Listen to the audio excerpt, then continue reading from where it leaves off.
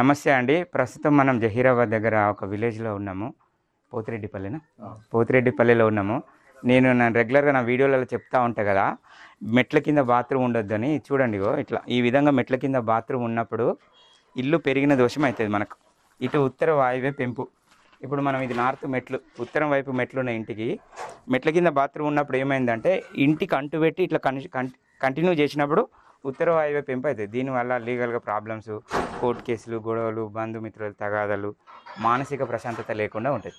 కాబట్టి ఇది వీళ్ళకి మనం తీసేయమని చెప్పినాము. అప్పటికే వాళ్ళు ఆల్రెడీ కట్టారు. ఈరోజే మనం వచ్చినాము. ఆల్రెడీ సగం కన్స్ట్రక్షన్ అయిపోయింది. కరెక్షన్ చెప్పడానికని వచ్చినాము. ఇక్కడ ఆల్రెడీ ఇది మాత్రం ఖచ్చితంగా తీసేయాలని చెప్పిన కొత్తగా కట్టుకునేటోళ్ళు ఇట్లా మెట్ల కింద బాత్రూమ్ కట్టి మీరు మళ్ళీ కట్టడము తీసేయడము ఆర్థికంగా నష్టపోవద్దనే ఉద్దేశంతో మీకు లైవ్లో చూపించాలనే తపనతోని ఇది మీకు చూపించడం జరుగుతుంది. అట్లే ఇక్కడ ఇంకొక మిస్టేక్ చేశారు వాళ్ళు. ఇక్కడ చూడండి, ఇక్కడ మెయిన్ డోర్కి ఎదురుగా సంపు, ఇట్లా మెయిన్ డోర్కి ఎదురుగా సంపు ఉండొద్దని నేను రెగ్యులర్గా నా వీడియోలో చెప్తా ఉంటాను. కరెక్ట్ నడకకి ఎదురుగా గొయ్యి ఉన్నప్పుడు ఏంటంటే మన అభివృద్ధి ఆగిపోతుంది, పిల్లల అభివృద్ధి కూడా ఆగిపోతుంది. నడకకి ఎదురుగా గొయ్యి తవ్వుకున్నా అంటే నడకకి ఎదురుగా తెలంగాణ భాషలో చెప్పాలంటే బొంద తోడుకున్నట్టు, అంటే రోజు బొంద మీకలు నడిచిన ఎఫెక్ట్గా అయిపోతుంది అది.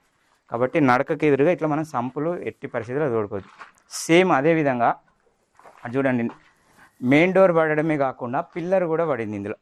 పిల్లర్కి ఎదురుగా కూడా ఇట్లా చూడండి, పిల్లర్ ఈశాన్య పిల్లర్కి ఎదురుగా కూడా సంపు, పిల్లర్కి ఎదురుగా కూడా ఇట్లా గొయ్యి ఉండొద్దు. ఇదేమైంది చూడండి, పైన భీమ్ ఉండదు. ఇట్లా భీమ్ కింద కానీ పిల్లర్ కింద కానీ ఇట్లా గొయ్యి ఎట్టి పరిస్థితుల్లో ఉండొద్దు. విన్నారా? కాబట్టి కొత్తగా కన్స్ట్రక్షన్ చేసుకునే వాళ్ళు మాత్రం, మీరు కొత్తగా కన్స్ట్రక్షన్ చేసుకునే వాళ్ళు ఇట్లా పొరపాటు చేసి అనవసరంగా ఇబ్బంది పడి తర్వాత రిజల్ట్ రాక అప్పుడు మళ్ళీ ఆల్టరేషన్ చేసుకోవడం కంటే ముందు జాగ్రత్తగా ఇలాంటి నష్టం చేసుకోకుండా కాపాడుకోవాలని నా యొక్క విన్నపం. Thank you.